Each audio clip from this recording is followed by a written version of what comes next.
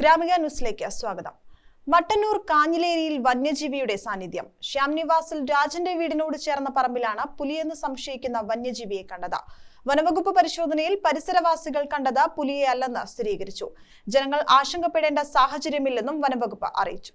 തിങ്കളാഴ്ച രാത്രി 8:30ഓടെയാണ് വീടിന് സമീപം വന്യജീവിയെ കണ്ടത്. സമീപത്തെ കൃഷിയിടത്തിലേക്ക് നടന്നു നീങ്ങിയ വന്യജീവി അവിടെ തന്നെ കുറച്ചുനേരം നിന്നു. തുടർന്ന് ശബ്ദമുണ്ടാക്കിയപ്പോൾ സമീപത്തെ കാട് പിടിച്ച പ്രദേശത്തേക്ക് നീങ്ങുകയായിരുന്നു. രാത്രിയിൽ തന്നെ വനം വകുപ്പ് ഉദ്യോഗസ്ഥരെത്തി പ്രദേശത്ത് തിരച്ചിൽ നടത്തിയിരുന്നു. പരിശോധനയിൽ പുലിയെന്ന് സംശയിച്ച തരത്തിലുള്ള ജീവിയെ കണ്ടെത്താൻ സാധിച്ചിട്ടില്ല. വന്യജീവിയെ കണ്ടെന്നു പറഞ്ഞ ഭാഗങ്ങളിൽ നടത്തിയ പരിശോധനയിൽ കണ്ടെത്തിയ കാൽപ്പാടുകൾ പുലിയുടേതല്ലെന്ന് വനംവകുപ്പ് സ്ഥിരീകരിച്ചിട്ടുണ്ട്. വലിയ കാട്ടുപൂച്ചയുടേതാകാനാണ് സാധ്യതയെന്ന നിഗമനത്തിലാണ് വനംവകുപ്പുള്ളത്. പ്രദേശത്ത് കാട്ടുപൂച്ച, കാട്ടുപന്നി, കുറുക്കൻ തുടങ്ങിയ വന്യജീവികൾ സ്ഥിരം സാന്നിധ്യമാണ്. ജനങ്ങൾ ആശങ്കപ്പെടേണ്ട സാഹചര്യമില്ലെന്നും വനംവകുപ്പ് അറിയിച്ചു.